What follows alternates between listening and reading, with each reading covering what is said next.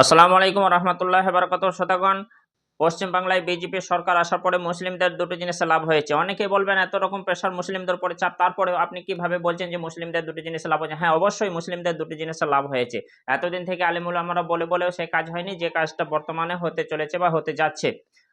আপনারা 2 মিনিট সময় দেন, বিস্তারিত করে আপনাদের মাথায় ঢুকিয়ে দেবে ইনশাআল্লাহ। আপনিই বলবেন যে হ্যাঁ অবশ্যই লাভ হয়েছে।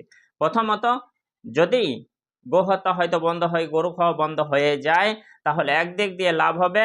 সেটা হচ্ছে যে মানুষ মরা বাড়িতে মাংস ভাত খেত, মরা বাড়িতে মানুষ মাংস ভাত খেত। আর দ্বিতীয় কথা, যে মুসলিমদের বিয়ে বাড়িতে গান বাজনা হতো, ব্যাপক হারে গান বাজনা হতো কিছু কিছু মুসলিম বাড়িতে। তো এই দুটি জিনিস অবশ্যই বন্ধ হয়ে যাবে।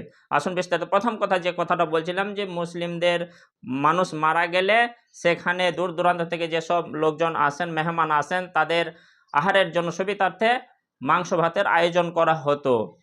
তো সেই মাংস ভাত অনেক ফতোয়া দিয়েছেন, অনেক অনেক রকম বলছেন, সাধারণ মানুষ অনেক যুক্তি খাটিয়েছেন। যা হোক, সেদিকে আমি যাচ্ছি না। তবে কিন্তু সেটা বন্ধ হলে একটা ভালো হবে, কারণ সে নিয়েও হয়তো কিছু অপব্যবহার হতো। কীরকম? প্রথম কথা, যে যাদের নামে আয়োজন করা হতো, দূর দূরান্ত থেকে 10 কিলোমিটার, 20 কিলোমিটার, 50 কিলোমিটার দূর থেকে যারা আসেন, তারা কিছু আহার হাতে মুখে করবেন। সেখানে দেখা যেত তাদের নামে খাওয়া দাওয়ার আয়োজনটা চলতো বটে, কিন্তু আশেপাশের লোক এবং গ্রামের লোক ফিরি ফিরি তারা খেয়ে নিত। এটা কিন্তু উচিত নয়। রাসূল কারীম সাল্লাল্লাহু আলাইহি ওয়াসাল্লাম বলছেন, যাদের বাড়িতে মানুষ মারা যাবে, বিপদ হবে, 3 দিন তাদের বাড়িতে উনুন জ্বলবে না। কিন্তু তাদের বাড়িতে রান্না হয়ে হতো। কোথাও বারোয়ারি হতো, কিন্তু বারোয়ারি হলেও গ্রামের মানুষ শোকাহত হয়ে কেন খাবে? খাওয়াটা কিন্তু উচিত নয়। তাদের বাড়িতে পানি নেব না, লবণ নেব না, সামান্য বিন্দু পরিমাণ কোনো জিনিসই নেব না, দ্রব্য নেব না, কিন্তু তাদের বাড়িতে মোটা আকারে খরচ হয়ে খাওয়া দাওয়া চলতো। নামি দামি মানুষ মরলে তাদের একটা দুটো হয়তো গরু জবাই হতো, মাংস ভাত যাচাই হতো, বিয়ে বাড়ির মতো ভোজ হতো। কিন্তু সেটা অহরহ বলে বলে বলে বলে সমাজকে কন্ট্রোল করা যায়নি। কিন্তু গোহত্যা বন্ধ হলে এই জিনিসটা ইনশাল্লাহ সমাজ থেকে উঠে যাবে।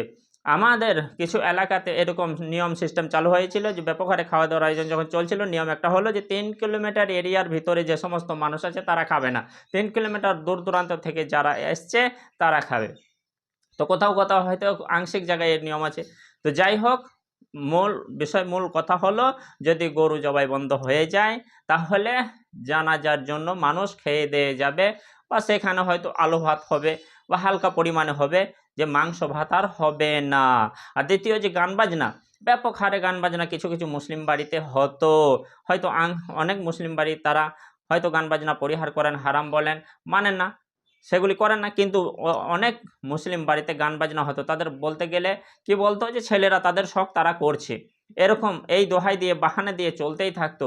কিন্তু আজকে সাউন্ডের লিমিটেড যদি চলে আসে, 60 ডেসিবেল আগে নিচে যদি সাউন্ডকে করা হয় বা গান বাজনা বন্ধ, তো অবশ্যই সেটা প্রশাসনিক তরফ থেকে খেয়াল তো অবশ্যই রাখবেন। তা আর বিয়ে বাড়িতে কিন্তু গান বাজনা বন্ধ হয়ে যাবে। বড় বড় বক্স নিয়ে, ডিজে নিয়ে, পিকনিক ফিস্ট নিয়ে যাচ্ছিল, রাস্তায় ডিস্টার্ব করতে করতে সেগুলি বন্ধ হয়ে যাবে।